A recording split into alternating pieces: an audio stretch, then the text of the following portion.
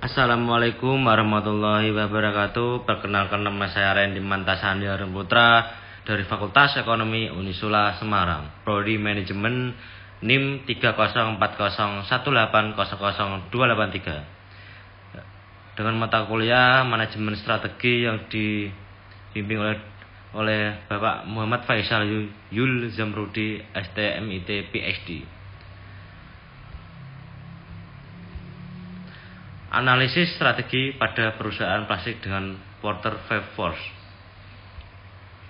Tujuan penelitian: 1. Strategi apa yang dijalankan perusahaan plastik saat ini? 2. Iklim persaingan industri plastik di Indonesia dengan menggunakan analisis Porter 5 Force dan strategi alternatif yang dapat dikembangkan perusahaan plastik di Surabaya. Perusahaan keluarga. Perusahaan keluarga menurut Alfiah dan kawan-kawan di tahun 2013 adalah sebuah perusahaan yang dimiliki, dikontrol, dan dijalankan oleh anggota sebuah atau beberapa keluarga. Meskipun demikian, bukan berarti bahwa semua pekerja dalam perusahaan harus merupakan anggota keluarga. Strategi. David di tahun 2019 mengemukakan bahwa strategi adalah sarana bersama dengan tujuan jangka panjang yang hendak dicapai. Analisis 5 kekuatan Porter adalah menentukan keunggulan bersaing dan keunggulan kompetitif perusahaan. Persaingan antar perusahaan sejenis. Persaingan antar perusahaan saingan, rivalry among existing firms, biasanya merupakan kekuatan terbesar dalam 5 kekuatan kompetitif. Strategi yang dijalankan oleh perusahaan dapat berhasil jika ia memberikan keunggulan kompetitif dibanding strategi yang dijalankan perusahaan pesaing. Perubahan strategi oleh suatu perusahaan mungkin akan mendapat serangan balasan, seperti menurunkan harga, meningkatkan kualitas, penambahan fitur, penyediaan layanan, memperpanjang garansi, dan meningkatkan iklan. Masuknya pesaing baru. Menurut Porter, di tahun 1987 menyatakan bahwa ancaman masuknya pendatang baru ke dalam industri tergantung pada rentan masuk yang ada, digabung dengan reaksi dari para pesaing yang sudah yang dapat diperkirakan oleh si pendatang baru. Jika rintangan atau hambatan ini besar dan atau pendatang baru memperkirakan akan ada perlawanan yang nyaris dari muka-muka lama, maka ancaman masuknya pendatang baru akan rendah. Pengembangan produk substitusi. Semua perusahaan dalam suatu industri bersaing dalam arti yang luas dengan industri yang menghasilkan produk pengganti.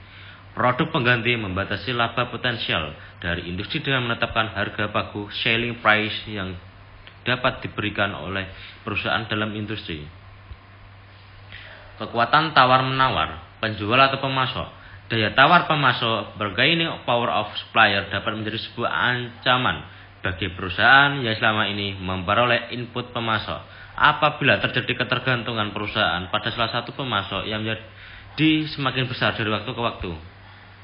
Kekuatan tawar-menawar, pembeli atau konsumen. Kekuatan tawar-menawar konsumen juga lebih tinggi ketika yang dibeli adalah produk standar atau tidak terdiferensiasi.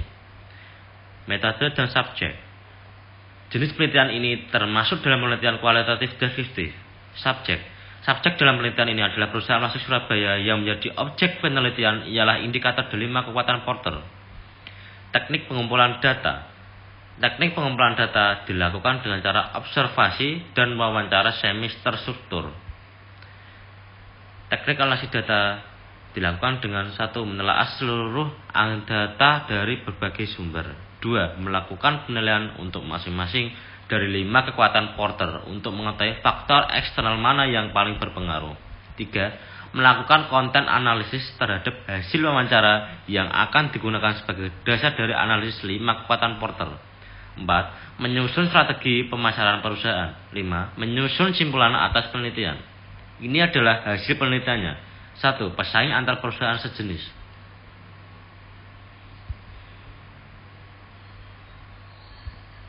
2. Ancaman pendatang baru. 3. Ancaman produk substitusi. 4. Kekuatan tawar-menawar pembeli.